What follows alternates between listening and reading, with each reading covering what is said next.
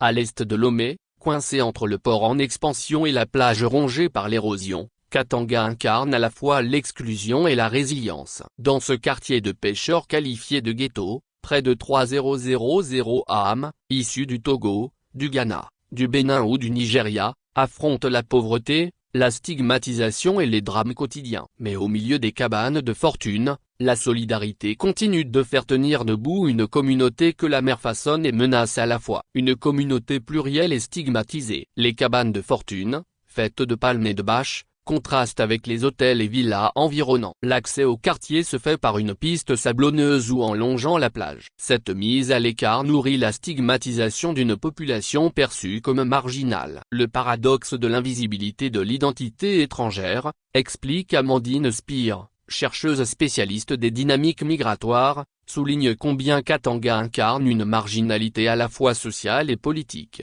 Malgré cette exclusion, la diversité culturelle est manifeste. Les langues les plus parlées à Katanga sont l'Akan, l'Adan, l'Ashanti et le Kabylie, raconte Jacques, pêcheur de 37 ans. Dans les ruelles, l'activité est continue, femmes au fumage de poissons, hommes réparant les filets, enfants courant derrière un ballon usé.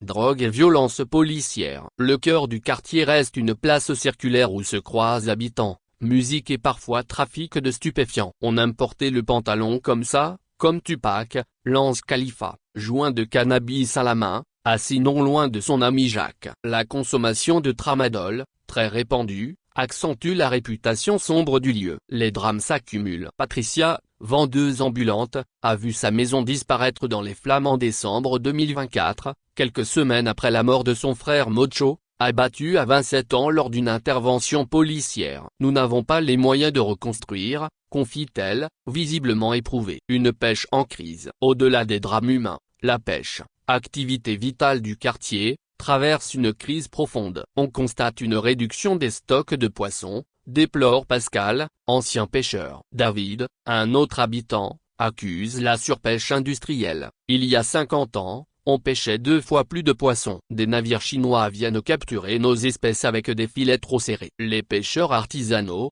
déjà fragilisés par les coûts élevés, peinent à rivaliser avec les flottes étrangères ou ghanéennes. Le gouvernement permet cette situation en acceptant l'argent des Ghanéens, accuse Kosivi, qui a dû abandonner son activité après la casse de sa pirogue.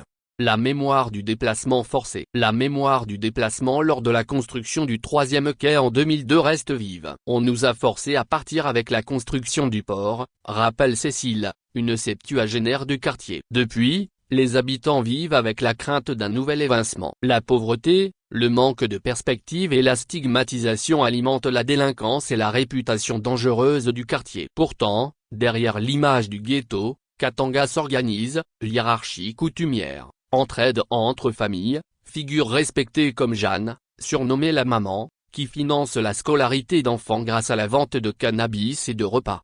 Entre survie et dignité, la violence, la drogue et l'insalubrité sont une réalité. Mais elles ne suffisent pas à résumer le Katanga. Au milieu des cabanes de fortune et du sable noir, les habitants tissent chaque jour des solidarités pour faire face à l'exclusion, entre survie et dignité.